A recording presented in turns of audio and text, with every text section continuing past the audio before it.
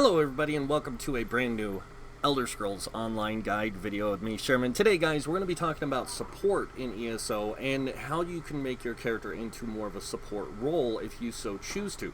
Now, one of the things that a lot of people have asked me over the past few days, because I have this, I've been telling people I'm going to be making this guide on support characters.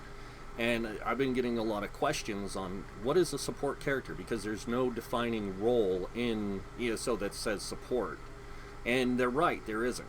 Now, before I go any further, I do want to be clear on something. This is more geared towards the casual roleplay side, not the meta side of the game. So, if you guys are here for meta stuff, you're in the wrong place. This is more for the casual players, the role players, the people who just play the game to have fun, and that's it.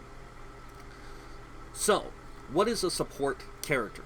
A support character is somebody who's designed to bring a lot of different utility to the group. They're not just to work one way. Some can bring support through sets, gear sets. Some can bring support through skills. And it just depends on how you choose to play that character. For example, this is the Bard character. This is a character that I created that I'm going to be releasing soon for people to play. There. But basically what it is it's a support character. It's not designed to be a damage dealer. It's not designed to be a healer. It's not designed to be a tank. It's more or less designed to bring utility to your group if you need it. So like if you need heals, you can bring heals. If you need tankiness, you can bring that in different ways. Like you can bring a lot of different types of group support through the skills and gear sets that I chose for it. Now, in the case of this, it's mainly the class. See, I chose Wood Elf Sorcerer for a reason. The Sorcerer is a very unique class. It has a lot of support utility in it that a lot of people don't know about. And so, that's what I'm going to kind of cover in this video, is explaining how you can make your character more supportive if you want them to be.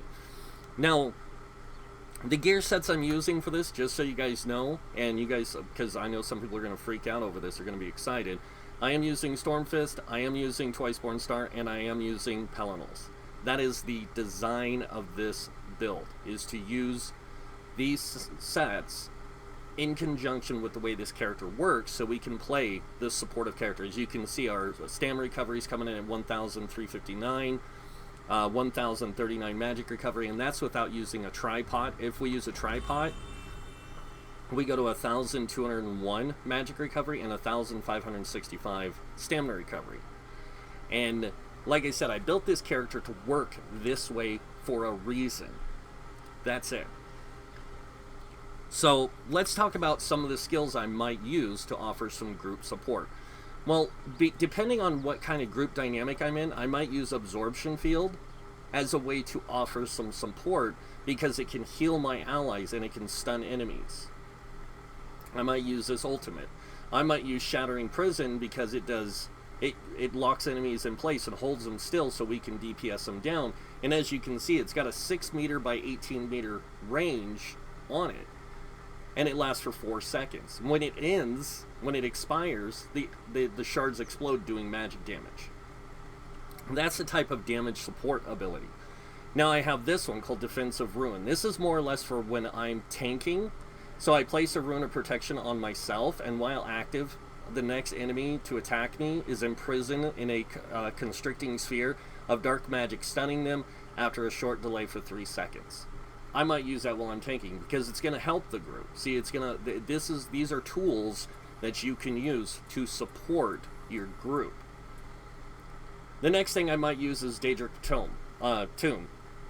Surprise your foes by placing 3 volatile Daedric mines at a target location, which arm instantly and last for 30 seconds. When the mine is triggered, it explodes, dealing X amount of damage and immobilizing the enemies for 2 seconds. So I might put this on my bar just to do this, just to place those traps, and then when the enemies walk into it, boom, they're immobilized. See, support skills are designed to do not positive things, but also negative things. They can have positive and negative effects depending on how you use them. Here's another really great skill that I can use. It's called Empowering Ward. Now this one, it gives me a shield for me and my pets. It's capped at 40% of my max health, but it also grants minor intellect to you and your nearby allies, increasing mag recovery by 10% for 10 seconds. So I can actually use this as a support type skill. Another support type skill I can use is Liquid Lightning. I can also use Hurricane, which is not so much a support type skill as it is more of a damage type skill, but it can do supportive kind of role by doing a lot of damage in an AoE around me. See, there's a lot of ways you can look at different skills and say, okay, this is a damage skill, this is a support skill, and all that. Even in dual wield, you have Shrouded Daggers. This thing does damage, that's it, but it bounced to multiple targets. And because you're hitting multiple targets with it, that's another way that you can be supporting your group, is by helping do more damage. So there's, like I said, a lot of skills in this. Like Bombard is a kind of a mobilized support type damage skill. But this character is made to utilize all the different types of skills. Not just weapon skills, not just stamina skills, but also magic skills. So I can use Mage Guild skills if I want. And I can use something like Scalding Ruin. Or I can use the other one, the Volcanic Ruin, which will throw enemies up in the air and do damage to them. There's a lot of different ways that I can utilize this character. I can use Min Spirit to where I can heal people while I'm using my other abilities. I can use Time Freeze to stop and lock enemies in place. There's a lot of different skills that I can use, and all of these are synergies, and I can use all of these inside of a group. I can use Mystic Orbs and give out resources to my allies. See, that's the thing about a support character, is a support character is designed to support your group in different ways. Now, a lot of people in the game feel that the best way to support your group is with a tank and a healer. And that's the meta way. That is their way of doing it. And it works really good, but at the same time it makes a lot of us feel restricted to certain types of play styles that we don't like. So understand, there's a lot of different ways to play support characters. One of the things that I'm working on right now is I'm also working on a lot of support type characters that I'm going to be releasing along with other builds. So this way you have options and choices in the different kinds of diversity this game has to offer in ways you can play. But support is just that. That's what a support character is. They're designed to support the group. They can either do it through heals, through abilities of protection and defensive skills. Like I can go in here in the Fighters Guild, and I can grab Ring of Preservation and put it in, like, say right here, in fact. Now I can put this down, and my group is going to get stamina recovery plus reduced dodge roll costs. And with that higher stamina recovery, I go to 1668. But if I have a potion going, I go to 1874. See, this is the thing you have to know about the different abilities and how you can utilize them in your group. Because some skills are going to be really good for different situations. And that's what a support character's job is. It's to know those situations and know what to bring when you need to bring it. Like, I can also do this if I want to.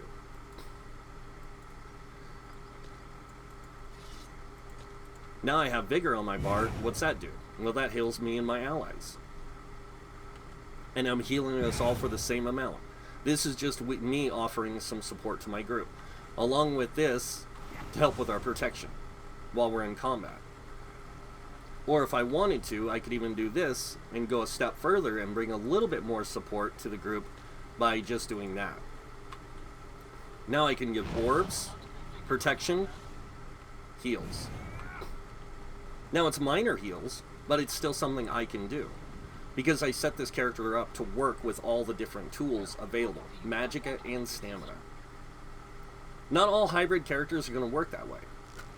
This one is designed to work that way. In particular. Because that's the way I made him. Now there's a lot of different ways you can take advantage of gear sets and do this same kind of setup. Like if you wanted to, you could take something like, and this is one that I'm working on, it's called the Dragon Priest. It uses Yorvolds with Combat Prayer, or Combat Physician, and Vulcan Scoria on a Dragon Knight. And I have all these different tools that I can use to offer different benefits in different ways to the group, where the character is designed to be a group support character, but mainly a healer. But I can still utilize the sets to play a damage dealer if I need to, or to play a tank if I need to, or anything. And that's the kind of thing that you have to understand. A support character is not just one role. They can be any role, but a support character. So that's what a support role is in ESO, is it's a character designed to bring support to the group, either through sets and skills, or through skills alone, or through anything. But everyone is designed to have a little bit of support with them. So some classes are just designed better for it, like the Templar, and the Necromancer, and the Warden. They're designed with those tools in mind. DKs have a lot of different types of group support. Sorks have a lot of different types of group support, and so do Nightblades, but not as much as those other three classes. And that's why what I love about ESO is it gives you such a diverse playstyle with so many different classes that you can create so many different ways of playing with just the characters alone. But that's pretty much it for this video, guys. I hope you guys liked it. I hope you guys are excited for this to come out as much as I am. I'm super stoked to bring you guys the Bard. It's one I've been kind of holding on to in the background. But I finally put it together and decided, you know what, I'm going to be releasing it soon enough, and that's what I'm going to do. So that's it for this video, though. I hope that I explained support well enough in an understanding way that it will help you guys be able to play the game more effectively with your skills. Because a lot of skills, remember, are going to have some support capability, whether they're a heal, whether they're a immobilize, or a CC, or whatever. There's a lot of different ways that you can support your group with the abilities you have. But that's it. So that's it for the video. You guys know what's coming next. If you like this video, hit that like button. If you guys want to see more videos by me, you can subscribe. Other than that, I want to thank you all for watching. Until next time, have a wonderful day. And this guy might see you in game. Bye.